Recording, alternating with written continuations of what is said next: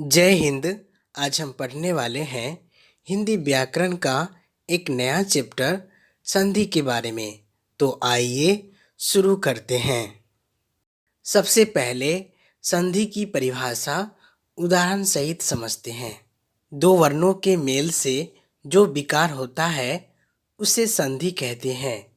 यह विकार कभी एक वर्ण में और कभी दो वर्णों में होता है और कभी दोनों के स्थान पर एक तीसरा वर्ण आ जाता है, जैसे देव जोड़ इंद्र, देवेंद्र। यहाँ देव के अंतिम वर्ण अ और इंद्र के आदि वर्ण ई के मेल से दोनों वर्णों के स्थान पर ए वर्ण आया है। इस प्रकार देवेंद्र शब्द की रचना हुई। अब आइए समझते हैं संधि के कितने भेद हैं और इसके सामान्य नियम क्या है। संधि के 3 प्रकार हैं। पहला स्वर संधि, दूसरा व्यंजन संधि, तीसरा विसर्ग संधि। अब आइए संधि के तीनों भेदों के बारे में विस्तार पूर्वक समझते हैं।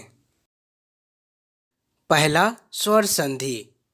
दो स्वरों के मेल से उत्पन्न विकार अथवा रूप परिवर्तन को स्वर संधि कहते हैं। इसके 5 भेद हैं: दीर्घ, गुण, वृद्धि, यन और अयादि स्वर संधि। क दीर्घ संधि। यदि अ, आ, हर्षी, दीर्घी, हर्षु, दीर्घु या री के बाद में ही हर्स्व या दीर्घ स्वर आए तो दोनों के स्थान पर क्रमशः आ, दीर्घी और री एक दीर्घ स्वर हो जाता है, जैसे अ जोड़ अ बराबर आ, कोन जोड़ अर्क, कुनार्क, हर्षी जोड़ हर्षी बराबर दीर्घी, गिरी जोड़ इंद्र, गिरीन्द्र, हर्षी जोड़ दीर्घी बराबर दीर्घी, गिरी जोड़ ईस बराबर ग्रीस, हर्षु जोड़ हर्षु बराबर दुर्घु, भानु जोड़ उदय बराबर भानुदय। ख गुण संधि। यदि अ या आ के बाद हर्षी, दीर्घी, हर्षु, दुर्घु और री आए तो दोनों मिलकर क्रमशः ए, ओ और अड़ हो जाता है, जैसे अ जोड़ हर्षी बराबर ए, देव जोड़ इंद्र, देवेंद्र, अ जोड़ दीर्घी बराबर ए, देव जोड़ ईश, देवेश, अ जोड़ दीर्घी बराबर ए, महा जोड़ ईश, महेश, अ जोड़ री बराबर अड़, देव जोड़ ऋषि बराबर देवर्षि। ग वृद्धि संधि। यदि अ या आ के बाद ए, ऐ, ओ, औ आए तो अ या आ जोड़ ए या ए बराबर ए तथा अ या आ जोड़ ओ या औ बराबर औ हो जाते हैं, जैसे अ जोड़ ए बराबर ऐ, एक जोड़ एक, एक एक, अ जोड़ ए बराबर ऐ, सदा जोड़ ए बराबर सदैव, आ जोड़ औ बराबर औ, महा जोड़ औसत बराबर महोषध। घ यन संधि। यदि हर्षी, दीर्घी, हर्षु, दीर्घु और री के बाद कोई भिन्न स्वर आए तो हर्षी दीर्घी का यह हलंत, हर्षु दीर्घु का वह हलंत और री का र हलंत हो जाता है, जैसे हर्षी जोड़ आ बराबर या, अति जोड़ आवश्यक, अत्यावश्यक, हर्षी जोड़ अ बराबर य, यदि जोड़ अपि, यद्यपि, हर्षु जोड़ अ बराबर व, अनु जोड़ ऐ, अन्वय। अंग अयादि संधि।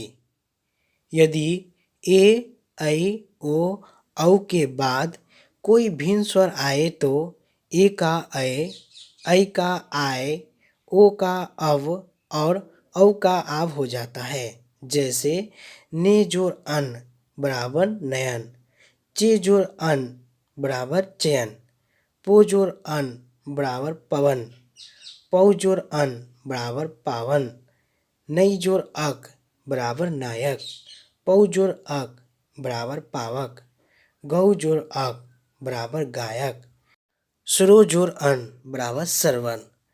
श्रो के र के कारण अन का तवर्गी न मूर्धन्य टवर्गी न हुआ। दूसरा, व्यंजन संधि। जहाँ व्यंजन वर्ण के साथ व्यंजन या स्वर की संधि में व्यंजन का विकार हो उसे व्यंजन संधि कहते हैं। इसके कुछ नियम इस प्रकार है। क यदि क हलंत, च हलंत, ट हलंत, त हलंत और प हलंत के बाद किसी वर्ण का तृतीय या चतुर्थ वर्ण आए या य, र, ल, व या कोई स्वर आए तो क हलंत, च हलंत, ट हलंत, त हलंत, प हलंत के स्थान पर क्रमशः उसी वर्ण का तीसरा व्यंजन हो जाता है। जैसे दिक जोर अंबर बराबर दिगंबर, दिक जोर भर्म बराबर दिग्भर्म, सट जोर दर्शन बराबर सट दर्शन। ख यदि क हलंत, च हलंत, ट हलंत, त हलंत, प हलंत के बाद म या तवर्गी न आए तो क हलंत, च हलंत, ट हलंत, त हलंत, प हलंत अपने वर्ण के पंचम वर्ण में बदल जाते हैं। जैसे वाक जोर मैं वांग्मय, जगत जोर नाथ जगन्नाथ, उत जोर नति उन्नति। ग यदि म हलंत के बाद कोई व्यंजन वर्ण आए तो म हलंत का अनुस्वार हो जाता है या वह बाद वाले वर्ण के पंचम वर्ण में भी बदल सकता है। जैसे अहम जोर कार बराबर अहंकार या अहंकार, पन जोर चम बराबर पंचम या पंचम, सम जोर गम बराबर संगम या संगम। ग यदि त हलंत के बाद कोई स्वर या ग हलंत, घ हलंत, द हलंत, ध हलंत, ब हलंत, भ हलंत, य हलंत, र हलंत, व हलंत में कोई आए तो त हलंत के स्थान पर द हलंत हो जाता है। जैसे जगत जोर आनंद बराबर जगदानंद, उत जोर दाम बराबर उद्दाम, उत जोर घाटन बराबर उद्घाटन। अंग यदि त हलंत या द हलंत के बाद च या तलावेश आए तो त हलंत द हलंत के स्थान पर च हलंत और बाद वाले तलावेश का छ हो जाता है। जैसे उत जोर चारण बराबर उच्चारण, उत जोर शिष्ट बराबर उच्छिष्ट। च यदि त हलंत द हलंत के बाद ल रहे तो त हलंत द हलंत ल हलंत में बदल जाते हैं और न हलंत के बाद ल रहे तो न हलंत का अनुनासिक के बाद ल हलंत हो जाता है। जैसे उत जोर लाश उल्लास, महान जोर लाभ महालाभ। तीसरा, विसर्ग संधि। स्वर और व्यंजन के मेल से विसर्ग में जो विकार होता है उसे विसर्ग संधि कहते हैं। इसके कुछ नियम इस प्रकार है। क यदि विसर्ग के बाद च, छ तलावेश हो तो विसर्ग का तलावेश हलंत, ट, ठ मूर्धन्य स हो तो मूर्धन्य स हलंत और त, थ दंती स हो तो दंती स हलंत हो जाता है। जैसे निह जोर चय निश्चय, निह जोर सार निस्सार, निह जोर छल निश्छल, निह जोर शेष निश्शेष। ख यदि विसर्ग से पहले ईकार या ऊकार आए और विसर्ग के बाद का अक्षर क, ख, प, फ हो तो विसर्ग का मूर्धन्य स हो जाता है। जैसे निहजोर फल बराबर निष्फल, निहजोर कपट बराबर निष्कपट, निहजोर पाप बराबर निष्पाप, दुहजोर कर बराबर दुष्कर। ग यदि विसर्ग से पहले अ हो और विसर्ग के बाद क ख प फ हो तो विसर्ग ज्यों का त्यों रहता है। जैसे प्रातः जोर काल बराबर प्रातः काल, पह जोर पान बराबर पह पान। घ यदि हर्षी हर्षु के बाद विसर्ग हो तो और विसर्ग के बाद र आए तो हर्षी का दीर्घी हो जाता है और विसर्ग का लोप हो जाता है। जैसे निह जोर रस बराबर निरस, निह जोर रव बराबर नीरव, निह जोर रोग बराबर निरोग। अंग यदि विसर्ग से पहले अ या आ को छोड़ कोई दूसरा स्वर आए और विसर्ग के बाद कोई स्वर हो या किसी वर्ण का तृतीय, चतुर्थ और पंचम वर्ण हो या य, र, ल, व, ह हो तो विसर्ग के स्थान पर र हलंत हो जाता है।